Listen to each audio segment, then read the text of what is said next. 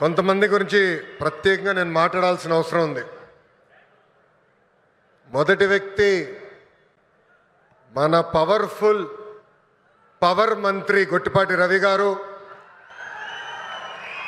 మనందరి స్వామి ఎవరు డోల బాల వీరాంజనేయుల స్వామి గారు.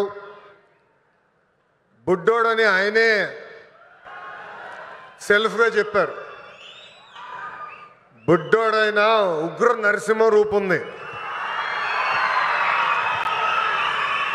నేనేమైనా హామీ మర్చిపోతే నన్ను వదిలిపెట్టుకున్న వెంటాడిన ఉగ్ర నరసింహారెడ్డి గారు, గౌరవ కలెక్టర్ గారు తమిన అన్సారియా గారు, గౌరవ చీఫ్ సెక్రటరీ విజయానంద్ గారు, నాకు కుటుంబ సమానమైన పిఎంఎస్ ప్రసాద్, అందరికీ నా హృదయపూర్వక నమస్కారాలు.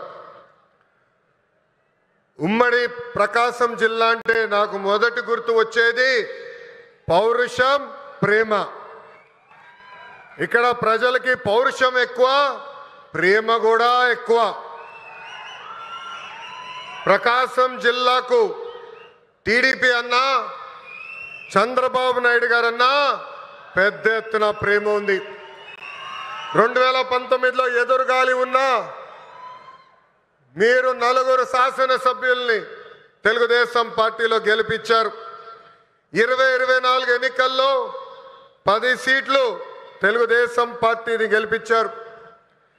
యువగలం పాదయాత్ర చేసినప్పుడు ఇక్కడ ప్రజల కష్టాలు నేరుగా నేను చూశాను. ప్రకాశం జిల్లాలో యువగలం ఒక ప్రభంజనంగా నడిచింది. వాస్తవంగా ఆంధ్ర రాష్ట్ర చరిత్రలో మార్పు మొదలైందంటే అది 2022లో ప్రకాశం జిల్లాలో జరిగిన తెలుగుదేశం పార్టీ మహానాడని సభాముగా తెలుపుతున్నా. నేను ఆ రోజే చెప్పా, మీరు నా పైన చూపించిన ప్రేమకు రెండింతలు తిరిగి నేను మీకోసం పని చేస్తానని. నేను ఆ రోజే చెప్పా, ప్రకాశం జిల్లా నా గుండెల్లో పెట్టుకుని అభివృద్ధి చేస్తానని. 2014లో రాష్ట్ర విభజన జరిగింది. కట్టుబట్టలతో మెడబట్టి మన అందరినీ బయటికి గెంటేశారు. ఆ కట్టుబట్టలతో మన ప్రయాణం ప్రారంభించాం. ఆనాడు అందరి ఆమోద్యంతో అమరావతియే మన రాజధానిగా ప్రకటించుకున్నాం. ఒకే రాజధాని, అభివృద్ధి వికేంద్రీకరణ నినాదంతో మన ప్రభుత్వం పనిచేసింది. అనంతపురానికి ఆటోమోటివ్ కంపెనీలు తీసుకొచ్చాం. చిత్తూరు, కడప జిల్లాకి ఎలక్ట్రానిక్స్ కంపెనీలు తీసుకొచ్చాం. కర్నూలు జిల్లాకి విద్యుత్, సోలార్ కంపెనీలని తీసుకొచ్చాం. ఇంకో పక్కన ప్రకాశం జిల్లాకి పెద్ద ఎత్తున ఆక్వా రంగాలను ప్రోత్సహించాం. ఇంకా ఉత్తరాంధ్రని, విశాఖపట్నాన్ని ఏకంగా ఐటీ ఫార్మా హబ్గా కూడా మనం తయారు చేసుకున్నాం. ఇంకా 2019 నుంచి 24 వరకు ఏం జరిగిందో నాకన్నా మీకే బాగా తెలుసు. ఆంధ్ర రాష్ట్రంలో ఒక విధ్వంస పాలన నడిచింది. కొత్త కంపెనీలు తీసుకురాకపోగా ఉన్న కంపెనీల్ని పక్క రాష్ట్రానికి తరిమేసే పరిస్థితి.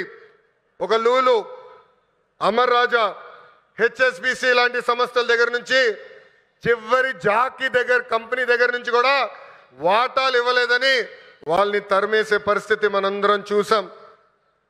నేను ఆ రోజు ముఖ్యమంత్రిగా ఉన్న పులివెందల ఎమ్మెల్యేకి ఛాలెంజ్ చేశా, మీరు తీసుకొచ్చిన ఒక్క కంపెనీ పేరు చెప్పమని. ఇప్పటికి కూడా అక్కడి నుంచి సౌండ్ రాలా.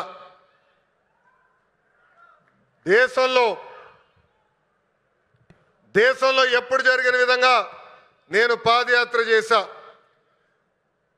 ఒక మాటలో చెప్పాలంటే యువగలం పాదయాత్ర నాలో మార్పు తీసుకొచ్చింది. గంగాధర్ నెల్లూరు నియోజకవర్గం చిత్తూరు జిల్లాలో ఉంటుంది. ఆ నియోజకవర్గంలో పాదయాత్ర చేస్తున్నప్పుడు ఒకరోజు రాత్రి చివరి గ్రామం అక్కడ నేను నడుస్తున్నప్పుడు ఒక తల్లిని చూసా. రోడ్డు మీద కూర్చుని బోండాలు వేస్తుంది. ఆమెను అడిగా, అమ్మా ఆకలేస్తుంది, నీ పక్కన కూర్చోవచ్చా, నాకు బోండాలు వేస్తాను అడిగా. స్టూల్ లాగేసి కూర్చో బాబాని చెప్పింది. ఆమె మాట్లాడుతూ ఆమెను అడిగా, ప్రభుత్వం నుంచి మీరేం ఆశిస్తున్నారు? ఆమె అప్పుడు చెప్పింది, మద్యంకి మా భర్త బానిసుడయ్యి చనిపోయాడు. 30 సంవత్సరాలుగా నేను ఇక్కడ కూర్చుని బోండాలు వేస్తున్నాను. రూపాయి జమ చేర్చి మా 2 బిడ్డలను చదివించాను. ఆ 2 బిడ్డలకు ఉద్యోగాలు కల్పించు బాబు అని ఆనాడు ఆమె కోరింది. ఇప్పుడు కూడా బాగా గుర్తు ఆ కోరిక. ఆ సంఘటన తర్వాత మరుసటి రోజు గౌరవ ముఖ్యమంత్రి చంద్రబాబు నాయుడు గారికి నేను ఫోన్ చేసి, ఎట్టి పరిస్థితుల్లో మేనిఫెస్టోలో మనం ఒక మొదటి హామీ పెట్టాలి. అది 5 సంవత్సరాల్లో 20 లక్షల ఉద్యోగ కల్పనే మన లక్ష్యంగా పెట్టాలని కోరటం జరిగింది. దేశంలో ఏ పార్టీ చేయని సాహసం ఎన్డీఏ ప్రభుత్వం చేసింది. ఆ హామీ ఇచ్చే ముందర నేను అనేక మందితో మాట్లాడా. వాళ్ళందరూ అన్నారు, ఈ హామీ మీరు సాధించగలుగుతారా, చేయగలుగుతారా అని అడిగారు. కానీ వాళ్ళు ఒకటే చెప్పా, నా ధైర్యం ఒకటే, నా బ్రాండ్ ఒకటే. ఆ బ్రాండ్ పేరు 3 అక్షరాల సిబిఎన్. మొన్న ఢిల్లీలో ఒక ఇంటర్వ్యూకి వెళ్ళా. అక్కడున్న విలేకరు నన్ను అడిగాడు, తెలంగాణకి హైదరాబాద్ ఉంది, తమిళనాడుకి చెన్నై ఉంది, కర్ణాటకకి బెంగళూరు ఉంది, ఆంధ్ర రాష్ట్రానికి ఏముందని అడిగారు.